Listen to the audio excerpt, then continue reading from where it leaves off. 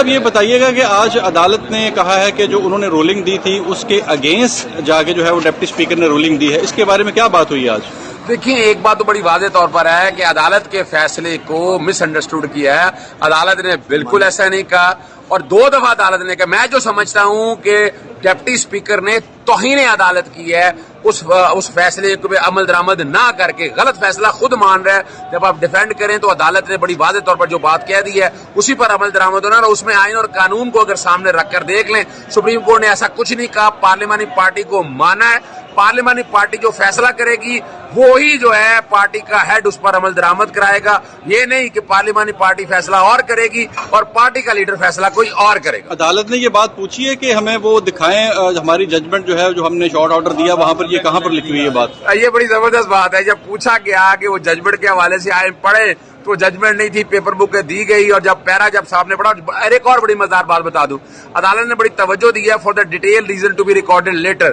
یعنی ایک deputy speaker جو ہے وہ بھی عدالت بن بیٹھا ہے، یعنی وہ بھی بیٹھ کے تفصیلی فیصلہ بعد میں جا رہے گا. ہم نے اس طرح کا ایگزیکٹو کا کسی اس طرح کا اختیار نہیں دیکھا ہے. یہ بہرحال آپ کے سامنے آ چکا ہے. عدالت کو پراما فیشائی جو ہے وہ سیٹسفائی نہیں کر پائے ہیں، اور اگر دیکھا جائے تو یہ اختیارات صرف 2 دن کے لیے. ہم نے بھی کوئی نہیں کہا. کوئی ٹرسٹی کے طور پر لفظ استعمال ہوا ہے کہ جو حمزہ ہیں وہ ٹرسٹی کے طور پر، اور کیبنٹ بھی شارٹ بنائی جائے گی. اہم ایشوز ہوں یا ملکی اور غیر ملکی شخصیات کی پریس کانفرنسز، ہر لمحہ باخبر رہنے کے لیے ہمارا یوٹیوب چینل سبسکرائب کریں. باوثوق ذرائع سے مصدقہ خبروں، تجزیوں اور تبصروں سے مستفید ہونے کے لیے ابھی ہماری ویب سائٹ کو وزٹ کیجیے. اس کے ساتھ ساتھ آپ ہمیں فیس بک پر لائک اور فالو بھی کر سکتے ہیں. اس کے علاوہ ہر ٹائم اوورسیز پاکستانیوں کے حالات اور مسائل کے حل کو جاننے کے لیے ہماری ایپ بھی ڈاؤن لوڈ کر سکتے ہیں.